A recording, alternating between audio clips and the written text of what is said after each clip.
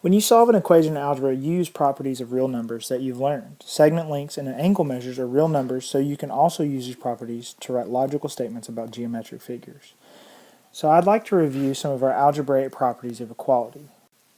So for real numbers a, b, and c, the following properties are true. Let's start first with the addition property. If I know that if a equals b, then when I add c to a, then that must be equal to b plus c. Likewise, in the subtraction property, you can see when we subtract c from a, then that must be equal to b minus c. In the multiplication property, if we multiply a by c, then we must multiply b by c. Essentially, what we're doing to one side, we do the other. If we divide by c, provided that c is not equal to 0, then we know that we will divide b by c.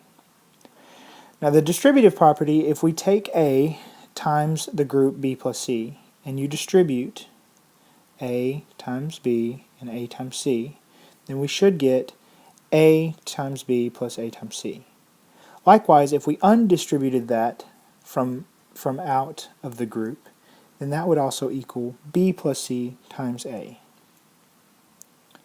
Now the substitution principle is if we have a equals b plus c, and we know that b is equal to 3, then you can substitute that value in. Instead of a equaling b plus c, we would have a equals 3 plus c.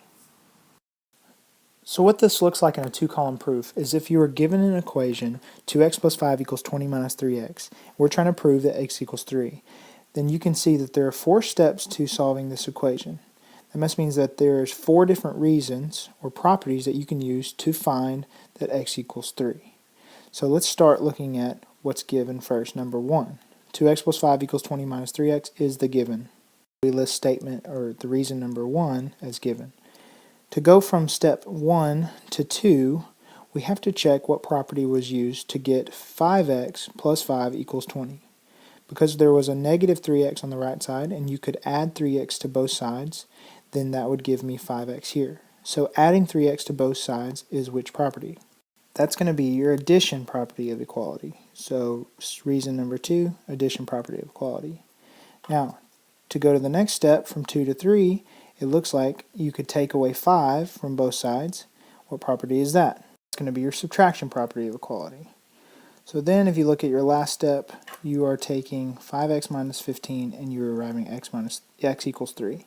So they must have divided by 5 on both sides. So which property would that be? That would be your division property of equality. So there we have filled out a complete set of reasons for this solved equation.